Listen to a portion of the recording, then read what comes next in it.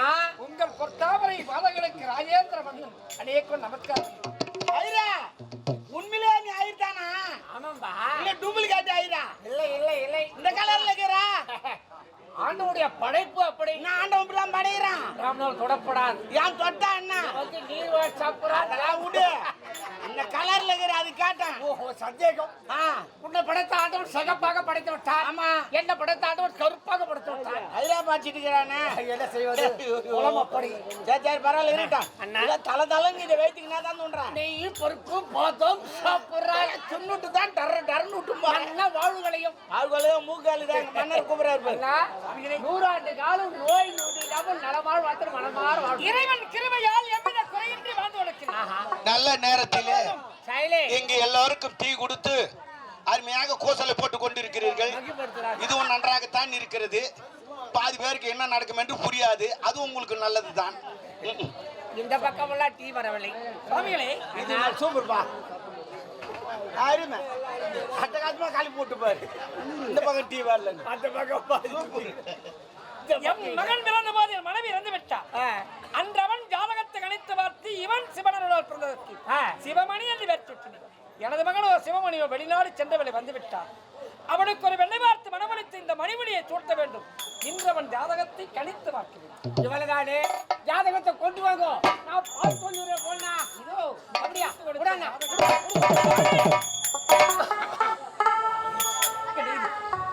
ஜாதகத்தை களத்திலே தொடும்போதே கைத்தவரை விட்டு விட்டது. இது ஆகாத தகுணமல்ல பார்த்தோம். அண்ணா வருத்தம் வேண்டாம். வாங்கும் போது கை தவறி கீழே விழுந்து விட்டது. அதுக்காக மன சஞ்சல வேண்டாம். எல்லாம் அம்பாள் பார்த்துக் கொள்வார். உங்க மகன் பெயர் சிவமணி தானே? ஏனென்றால் சிறு வயது பார்த்தது. இப்பொழுது வலது ஆளாகிவிட்டார். எனக்கோ வலதாகிவிட்டது. கவனக்குறைவாக இருக்கிறது. கேட்டுக்கொண்டு தவறொன்று இல்லையே. நல்லது சிவமணி.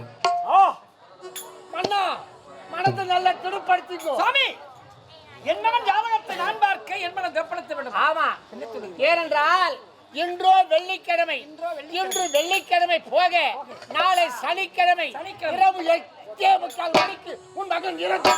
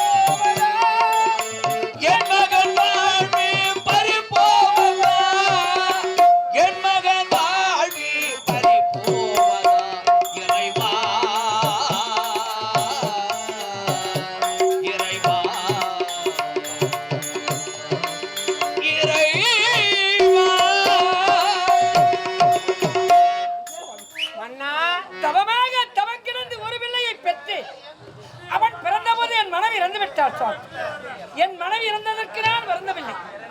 என் நாட்டை கட்டினால் ஒரு பிள்ளை இருக்கிறானே என்றல்லவா மனக்கோட்டை கட்டினேன். என் மனக்கோட்டை என்று மண்ணில் சாய்ந்து விட்டீர்கள். அந்த மகன் உயிர் வாழ்வதற்கு ஏதாவது வழி இருக்கிறதா பார்த்து சொல்லுங்க. ஆகட்டும் அண்ணா. ஆஹா அண்ணா, உன் மகன் இந்த உலகத்திலே உயிர் வாழ வேண்டும் என்றால் வழி இருக்கிறது மன்னவா, வழி இருக்கிறது. எப்படி என்றால் ஆழி எழக்கூடிய சமுத்திர நடுக்கடலிலே இரும்பினால் ஒரு கோட்டை அமைக்க வேண்டும். அந்த கோட்டைக்குள் உன் மகனை உறங்க வைக்க வேண்டும். அந்த கோட்டை சுற்றி அக்னி வளர்த்து வந்தால் ஒரு வேளை உன் மகனை காப்பாற்றலாம். என் அறிவு கண்ணை திறந்த அவனே இருக்கு. எனது மகன் உயிர் வாழ்வதற்கு வழி உரைத்ததற்கு தங்களுக்கு தோல்வி அப்படியா? அடியே சொல்லி வருகிறேன். என்னப்பா நடந்தது? அணிதிரி வளர்ந்த செந்தாமரை போல் இருக்க வேண்டிய முகமானது இன்று ஏனப்பா வாடி இருக்கிறது? அப்படி என்ன நடந்து விட்டது உங்களுக்கு? மகனே சோமனி, அன்றளந்த செந்தாமரை போல் இருக்க வேண்டிய முகம் இன்று வாடி கருகருத்து கண்ணீர் கம்பளம் அழுதிருக்க காலத்தை கேட்கிறார். என்ன காரணம் அப்பா? என் இதயமே வெடித்து விடும் போல். உனது மகன் நான் இருக்கும் போது உங்களுக்கு எதற்காக மனவேதனை? அப்படி என்ன நடந்து விட்டது? மகனே சோமனி, இன்று உன் ஜாதகத்தை கணித்து பார்த்து ஒரு வெள்ளை பார்த்து மனமுடித்து இந்த மணிமணியை சூட்ட வேண்டும் ஜாதகத்தை பார்த்தால் இன்று வெள்ளிக்கிழமை போக நாளை சனிக்கிழமை 8:45 மணிக்கு உனக்கு மரணம் என்று அன்பான உறவு இதாகாத வரவு ஏன் இந்த பிரிவு இது இறைவனின் அன்பான உறவு இதாகாத வரவு ஏன் இந்த பிரிவு இது இறைவனின்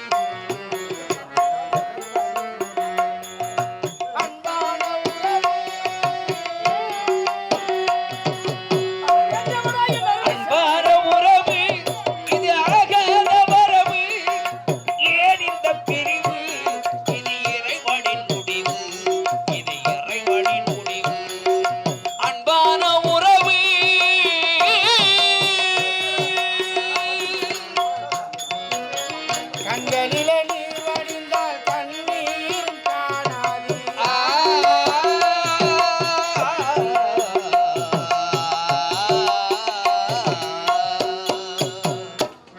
அன்பான உறவு இது ஆகாத வரவு ஏன் இந்த பிரிவு இது இறைவனின் முடிவு இது இறைவனின் முடிவு அன்பான உறவு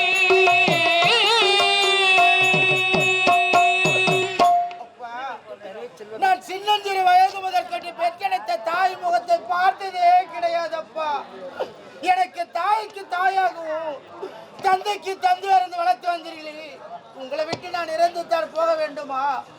நான் உயிர் வாழ்வதற்கு வேறு வழியே கிடையாதப்பா, வழி கிடையாதா? மகனே சோமனி, இன்னார்க்கு இன்னார் என்று எழுதி வைத்தானே தேவனன், எழுதியவன் ஒருவனுக்கு அழுவதால் என்ன பயன்? நமக்கு மேலே ஒருவன் நம்மை ஆட்டிக் கொண்டிருக்கிறான், நாம் எல்லாம் இங்கு ஆடிக்கொண்டிருக்கிறோம். உண்மைதானப்பா. மாறாத விதியை வருந்தி அழைத்தாலும் அது வரப்போவதில்லை, வந்த பிறகு விரட்டி அடித்தாலும் அது போகப் போவதில்லை. விதி வந்துவிட்டு வருந்தாதே மகனி, விதியை மதியால் வளராம் என்று வளர்த்திருக்கிறார் நமது குலகுரு நரசிம்மன். எப்படி அப்பா? இரும்பால் ஒரு கோட்டை கட்டி அந்த கோட்டைக்குள்ளே உன்னை அமர்த்தி கோட்டை சுற்றி தீக்கொழும் ஏற்றி விட்டார். அந்த காலம் தொடமாட்டாங்க. இப்போதே புறப்படு.